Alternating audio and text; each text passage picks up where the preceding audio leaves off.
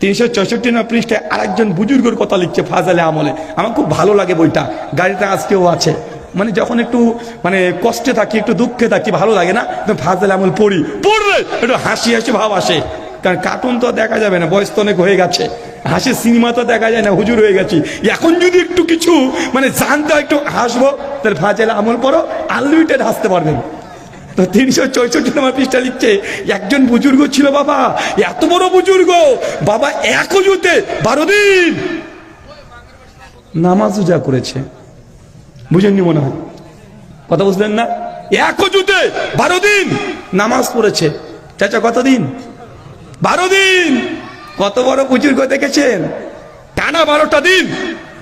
তো আমি যদি একটু ইঞ্জিনিয়ারিং করি, এখানে একটু করব, একটু দেখেন, এক অজুতে যদি 12 দিন বেচারা নামাজ পড়তে পারে, তার মানে মাঝখানে কি হয়নি? অজু ভাঙেনি। চাচা, কেউ যদি ঘুমায় তার অজু থাকবে? ঘুমালে অজু ভাঙে না? ভাঙে কি ভাঙে না? তার মানে এই বেচারা 12 দিন রাত্রি তো ঘুমায়নি, দিনেও ঘুমায়নি, ঘুমালে তো অজু থাকবে না। আমি একটু এই ঘটনা পড়ার পরে এই মোবাইলটাকে নিয়ে একটু গুগল হাফেজাহুল্লাহ তার কাছে কি একটু সার্চ করলাম যে দুনিয়াতে রেকর্ড গিনিস বুকে কাদের নাম আছে যারা লং টাইম না ঘুমে বেঁচে আছে। তাই একজন ব্যক্তির নাম এসেছে ইংল্যান্ডের, ও মাত্র 7 দিন না ঘুমে টিকতে পেরেছে। তারপরে অনেক মেডিকেল সায়েন্সের অনেক ওয়েবসাইট দেখলাম, ঘাটাঘাটি করলাম। ChatGPT দামাত বারকাতুম আলিয়া, তাকে একটু জিজ্ঞাসা করলাম, জিজ্ঞাসা করে ঘাটাঘাটি করে কয়েক ঘন্টা সময় দিয়ে মেডিকেল সায়েন্স দেখলাম।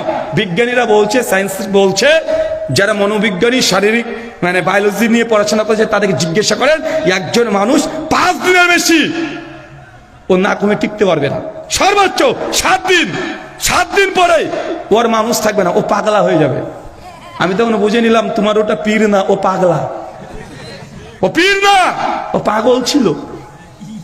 আর গোটা বিশ্বে যিনি রেকর্ড করেছেন 7 দিন। তা আমি তাবলিকের ভাই থেকে বলেছি, ভাইজান তুমি একটু গিনিস বুকে তোমার পীরের নামটা লিখে দিয়ে আসো। তোমাদের বলছে যে 7 দিন নাকি না ঘুমিয়েছিল, দেখো ফাজলে আমল, আমার পিসে 12 দিন না ঘুমিয়েছিল, ওর নামটা ঢুকে দিয়ে আসো।